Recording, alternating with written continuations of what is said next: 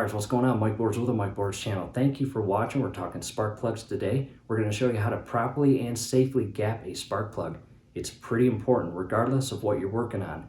Jet ski, boat, car, truck, lawnmower, leaf blower, string trimmer, whatever. It's important. Let's take a look.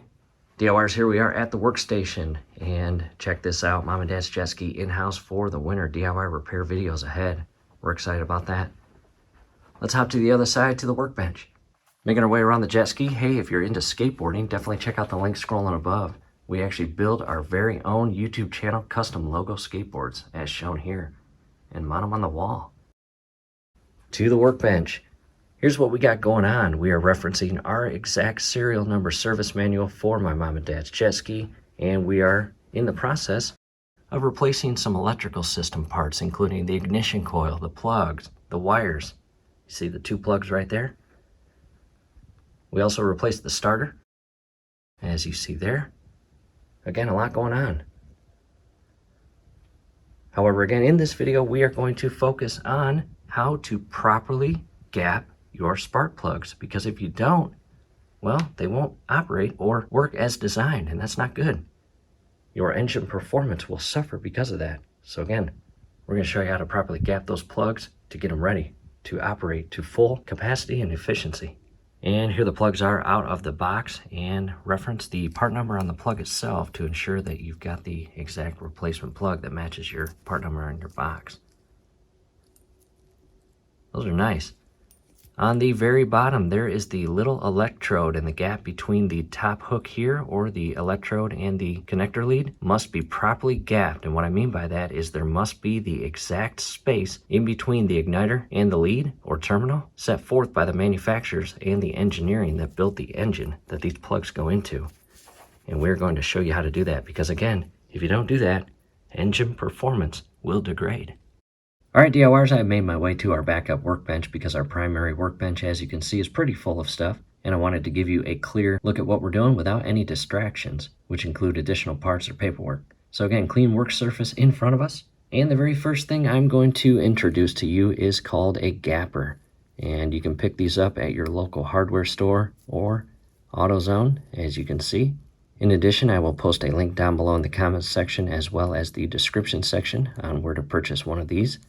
And you can see all these little numbers and marks all around the actual gapper. And then this little pre-cut hole is for your keychain, so you can always have it readily accessible on your keys. However, let's take a look at the beginning portion of the tool itself. Notice how it is extremely thin, and that is where you are going to insert the plug. And again, by following your exact serial number service manual, whether you're working on a jet ski, a boat, or a car, or a truck, or a motorcycle, or whatever, you want to make sure you follow that manual to ensure that you're gapping your plugs to proper specs. And as this gapper makes its way to larger numbers on the face, you will notice that this part right here thickens. Check that out. See that? Again, very small and thin at the entry level or position, and as you turn the gapper, the numbers get higher and the thickness of the tool gets higher. Check that out. Pretty neat, huh? What we will do next is grab the spark plug, and I am going to show you how to properly gap your plug. And when referencing our exact serial number service manual for the jet ski, the manual states to gap our plugs at 0.43 inches. And I will give you a close-up view of that. And you can see this is the inches side and 0.43. So I'm going to insert the plug at the very beginning and thin portion of the tool, and I'm going to carefully shift the plug up until I reach 4.3. So there's the 0.40, which is the large line right there. And then you've got 1, 2, 3. So that is where I will end the gap and then immediately pull the plug off of the tool.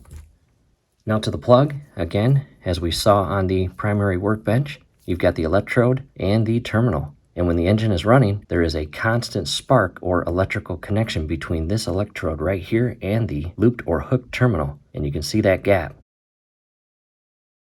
So without further ado, again, I've got the gapper tool, I've got the plug, I'm going to position it just like that, and I'm going to carefully shift the plug, and right about there is where I get some tension and resistance, which is good because the gap is not overly open, because at that point, if it was, I would have to ever so carefully bend that terminal back down toward the electrode.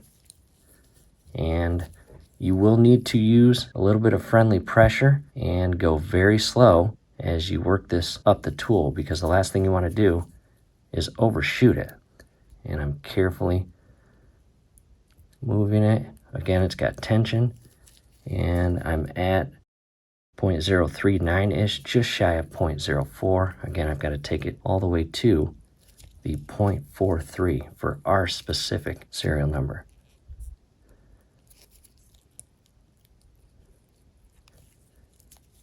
And again, just some friendly pressure and work it to 0.43. I'm going to position the center of the terminal exactly at the 0.043 mark. And just a little bit more, and I think I'm right on. Check that out.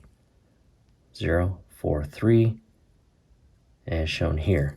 And from here, a little bit of tension to pull the plug off as such. And now that gap is exactly set to the manufacturer's specifications. Again, in between the terminal and the electrode. And onto the second plug. Again, I will start at the very entry thin portion and slowly make my way up to the 0.43.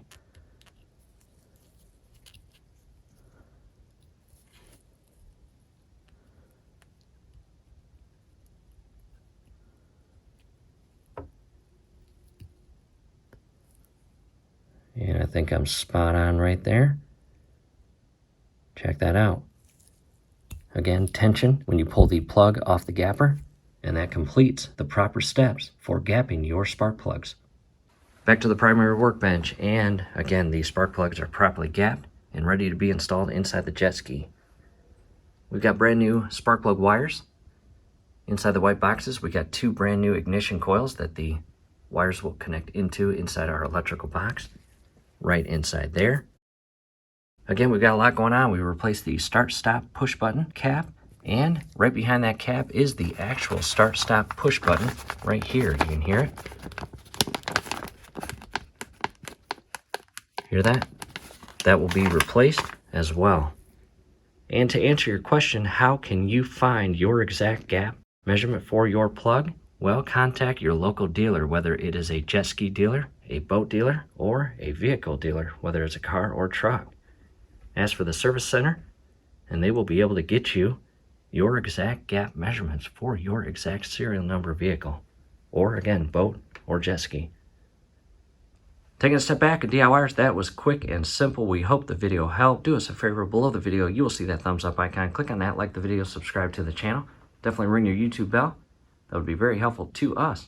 We'd really appreciate it. Thanks again for watching.